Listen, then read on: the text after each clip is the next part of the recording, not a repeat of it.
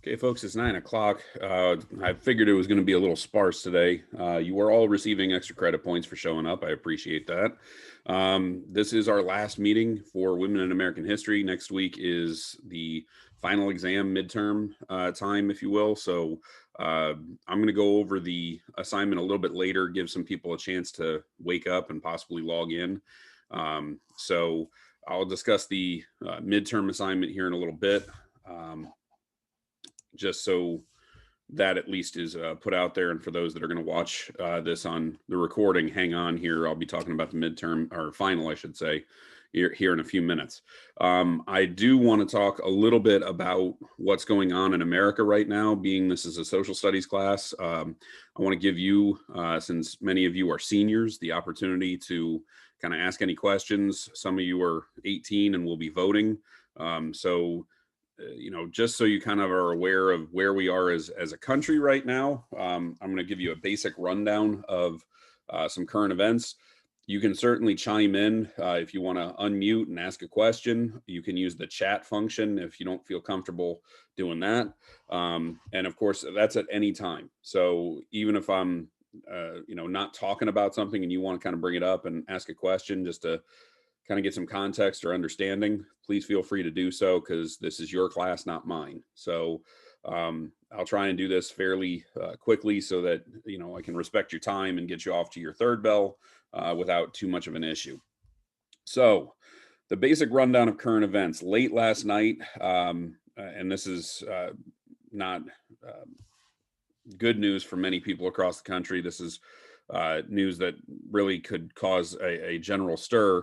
The police officers in Kenosha, Wisconsin, who are accused, and it's really just one, who is accused of shooting Jacob Blake, the young man who was shot 7 times and left paralyzed in Kenosha. The police officers involved, the one that did the shooting and the 2 others that were at the scene, will not face charges, according to the prosecuting attorney. That was announced late last night. Kenosha, if you remember, a few months back when this shooting did happen, devolved into a lot of protests and then unfortunately some riots. And in that riot, a young man from, I think it was Illinois, is accused and quite honestly did shoot 3 protesters, 2 of whom died.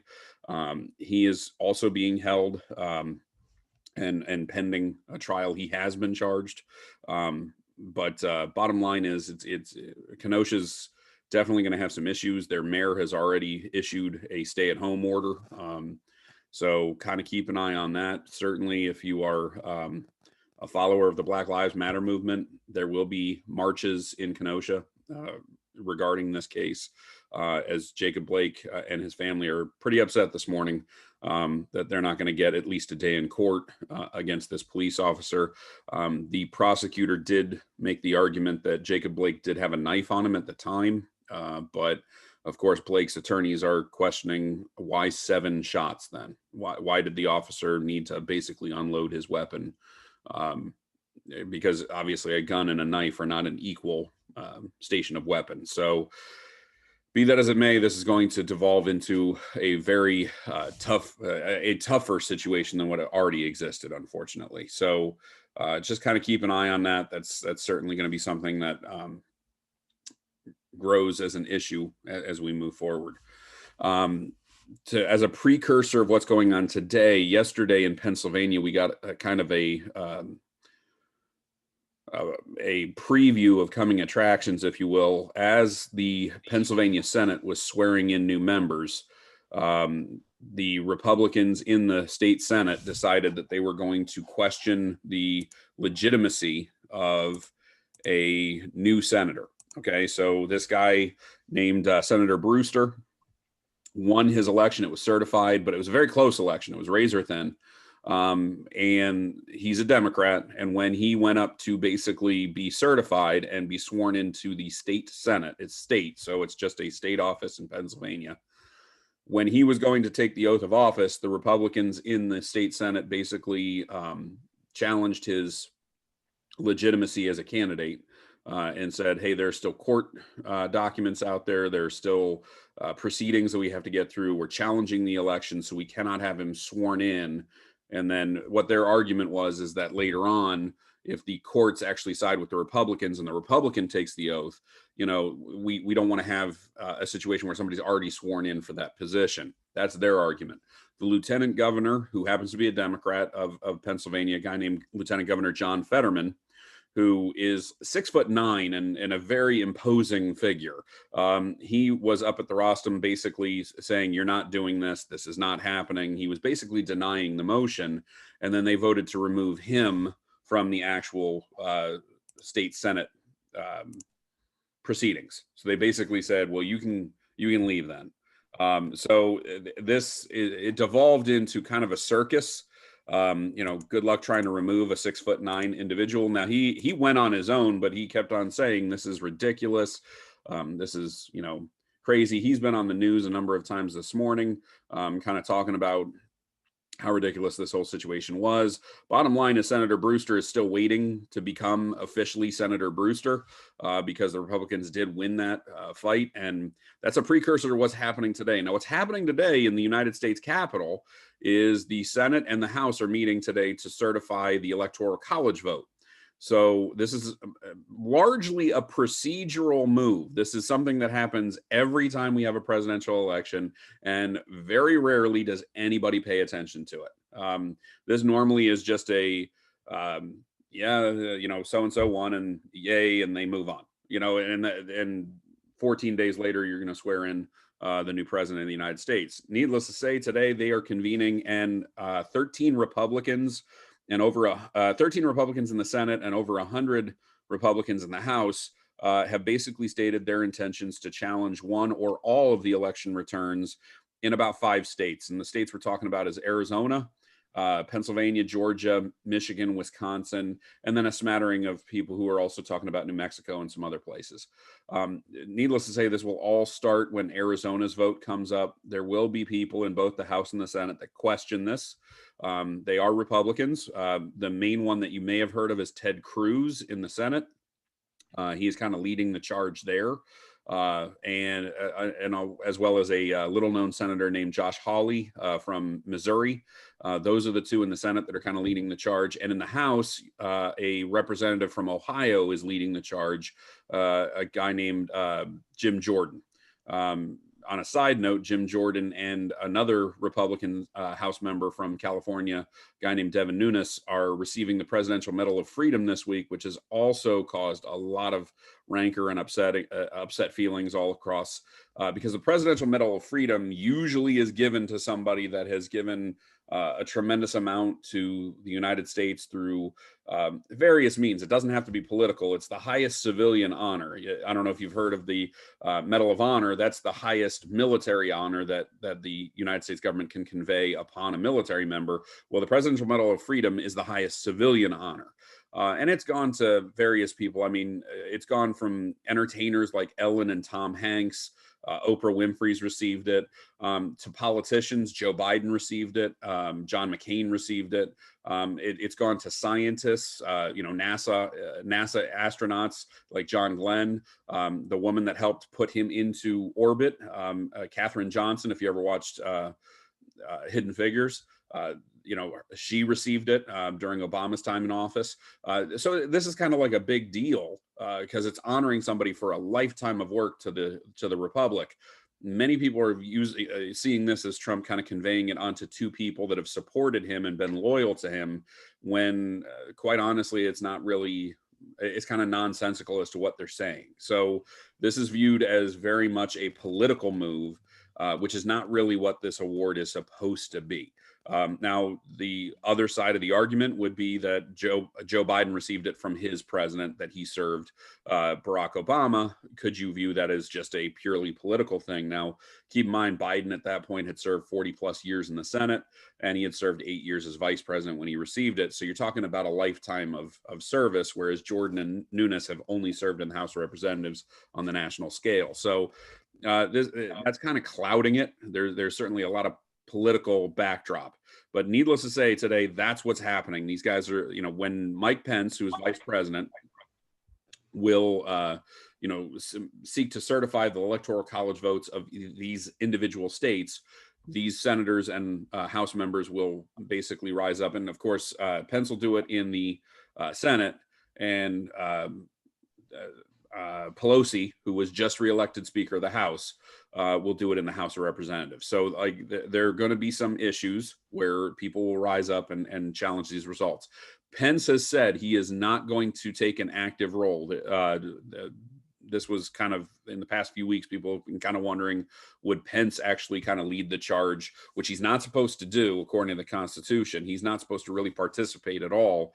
Pence has said, and he said late last night, I am going to follow the Constitution. I am going to just, lead the vote. I'm not going to argue one way or the other. So he's kind of taking a back seat, which constitutionally is legitimately what he's supposed to do. He was actually sued. Pence was sued by a guy named Louis Gohmert from Texas, who is a really awkward looking individual if you want to look him up. But Louis Gohmert basically sued Mike Pence, saying that Pence was derelict in his duty to trying to get Trump certified as president. It failed. It was thrown out of court within 5 minutes. So, I mean, this is kind of a mess, especially if you're a Republican. This has been kind of a mess from the start. Long story short, what's going to happen today is every time they object, they have to argue this for 2 hours. There's a 2-hour limit of debate, and then they vote. What's going to happen if they do this, 5 times like they're expecting to happen? They're going to have 10 hours worth of debate, at least, if not more, depending upon how many states are questioned. And basically what's going to happen is the Republicans are going to object. The Democrats are going to say, well, what's your evidence? And they're going to have to put it out there. And if it's evidence that's been debunked, then this is going to become a circus atmosphere even more. If this is evidence that's legit, then, they might, there's the outside chance that they might say, well, we got to look at, let's say, Georgia, okay, well, we'll set Georgia aside. Now, even if they set Georgia aside, Biden still becomes president of the United States because he has plenty of electoral college votes, even without the 10 from Georgia, to put him over the top. So, it's kind of a procedural thing, even in the end. So in the end, Biden will be certified president of the United States, and 14 days from now, he will take the oath of office. What that looks like, we don't know. Now, as kind of window dressing, there's a huge rally happening outside the White House right now. There's about 30,000 Trump supporters descending upon the Capitol. There was violence in the street last night as protesters for Trump clashed with police. So they had dispersed pepper spray and other things to try and disperse the crowd. So this is not going to be, and we hope it's going to be better, but this has got all the makings of a really, really nasty situation. So kind of keep an eye on that as the day progresses, because obviously if those 30,000 don't get what they want, and what they want is for the Senate and the House to vote that the election was fraudulent, and they want them to go to the House of Representatives to vote. That's not going to happen. These people are going to be upset at the end of the day, or possibly early tomorrow, depending upon how long this contentious House and Senate meeting lasts. But once it's done, they're not going to get what they want, and it's going to be hopefully they all just kind of go home at that point. But I think history is kind of teaching us that they don't go quietly. They are already very upset this morning because the Senate elections in Georgia, the Senate runoff elections in Georgia were held yesterday. These happened because Georgia state law says that if you are running for a statewide office like Senate, you have to receive over 50% of the vote. Well, in both of those cases, there were other candidates running, third-party candidates, and the election was so close that none of the candidates in either of the election got 50% of the vote. So they had to have a runoff of the top two. And it was Reverend Ralph Warnock, an African-American gentleman from Georgia, who defeated the incumbent Senator Kelly Loeffler in a very close election. His election was called late last night. So Ralph Warnock will be the new senator from Georgia. He's a Democrat, so that put them even closer towards a 50-50 split in the Senate. So right now, as it stands, there are 50 Republicans, 49 Democrats. The other election is between Jon Ossoff, who is the Democratic challenger, and David Perdue, who is the actual senator. He's a Republican.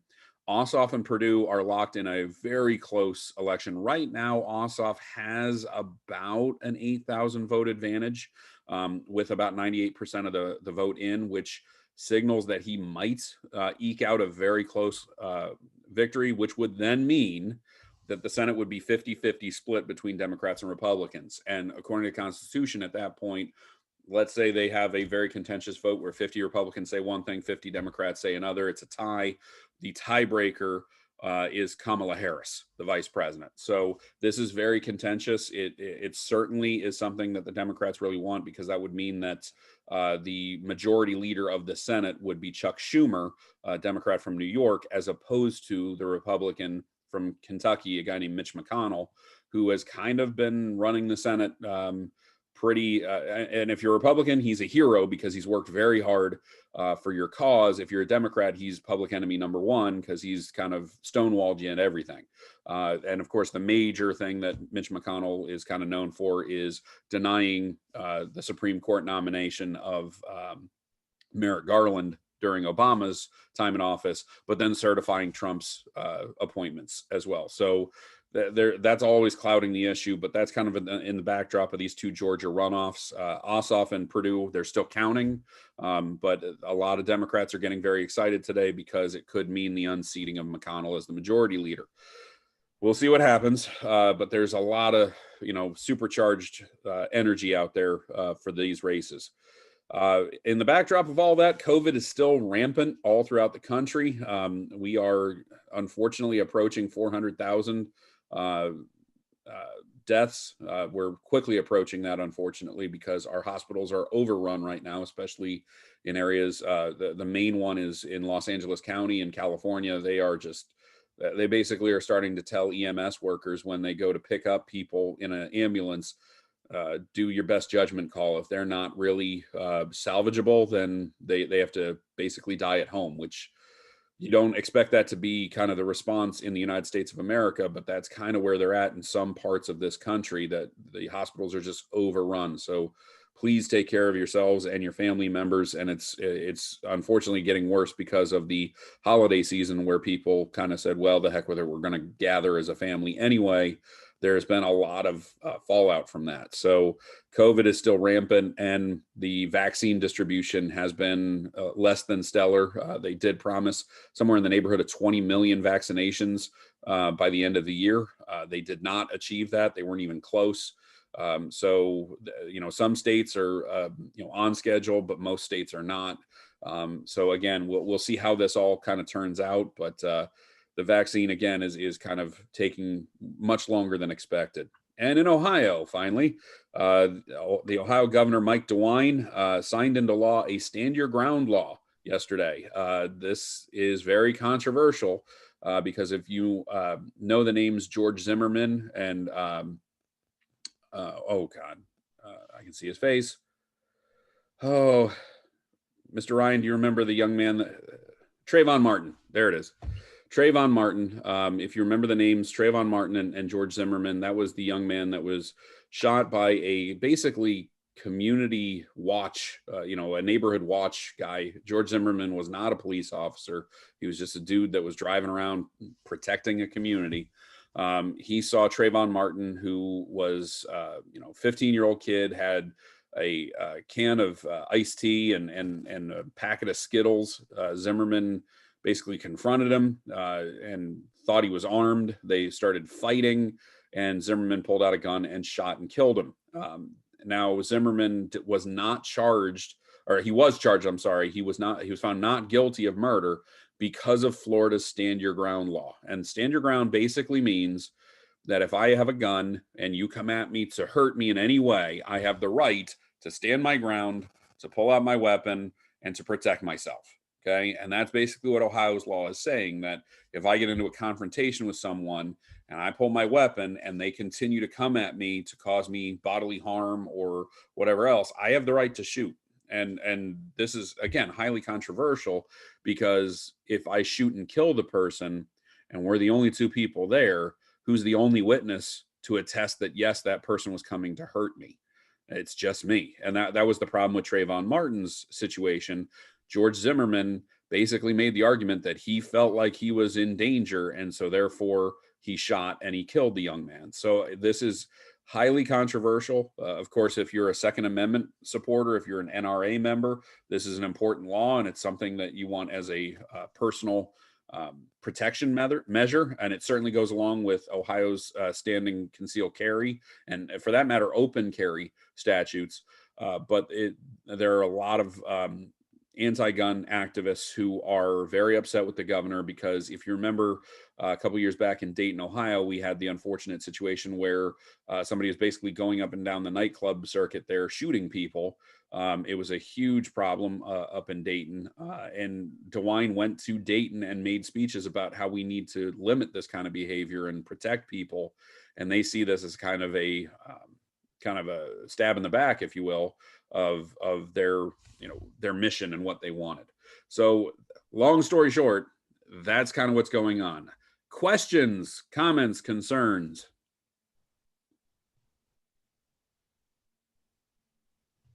No, sir. All good. All right. So if you have questions about any of that, please feel free to, throw it in the chat or whatever else.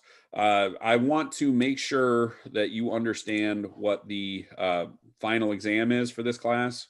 It's pretty simple. I've already had one person, complete the assignment. So I'm going to share my screen just very briefly.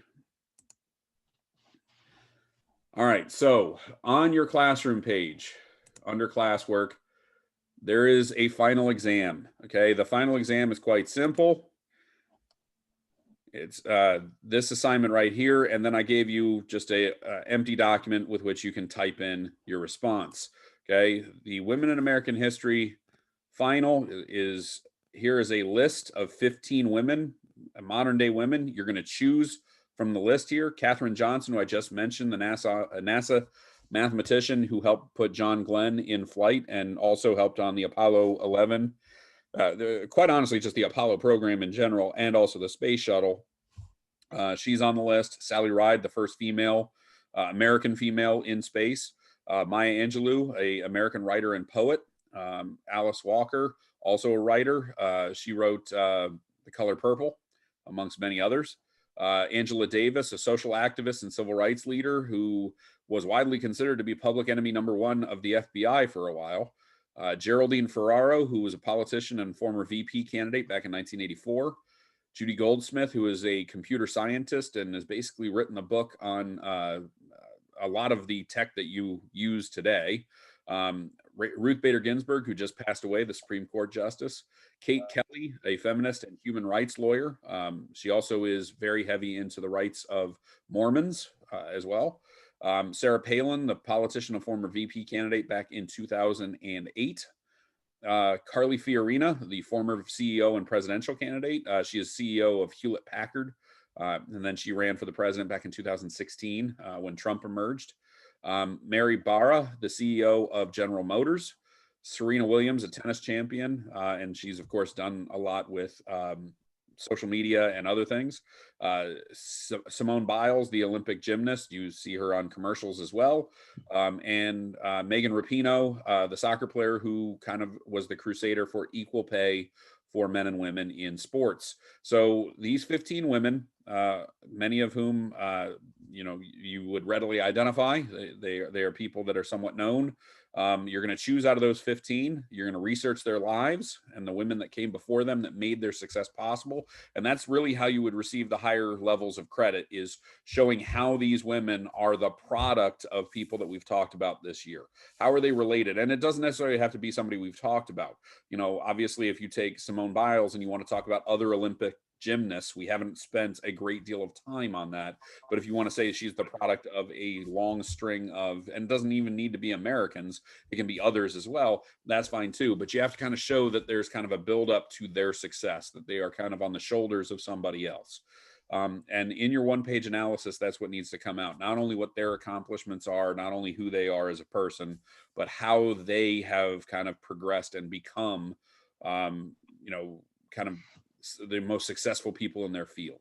Okay. And you may argue their accomplishments also having an impact on the next generation, because some of these people have been around long enough to where, you know, especially like Angela Davis, she has inspired other activists as well. You know, she would certainly be somebody that was connected to the Black Lives Matter movement. So you can kind of do it however you want, but just you need to show impact and either prior to them or after.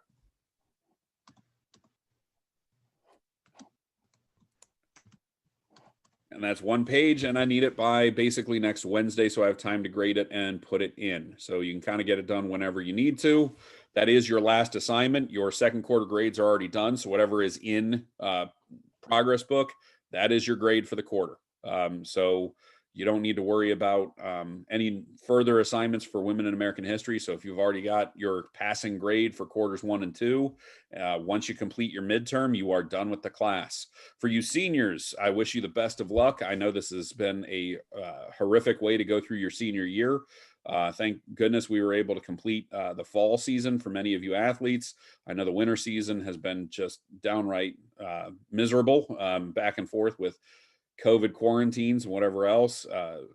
We're kind of seeing the light at the end of the woods here, but it doesn't look like it's going to be any time before you graduate. So this is very frustrating for all of us too, but it has to be absolutely trying for you as well. We wish the best for you. We really do. We're hoping that your collegiate experience is certainly better for those of you going to college, or that your work experience isn't so trying to not only get a job within the COVID structure, but to maintain some semblance of normal in your work environment.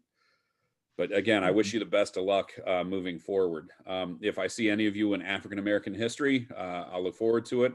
If you second semester are not taking an elective, you know, I wish you the best of luck in finishing up all of your assignments. Many of you, the main thing you need to do is make sure that you get your English done and done well, to make sure that you can walk through graduation and become a Northwest graduate here in May. Questions, comments, concerns?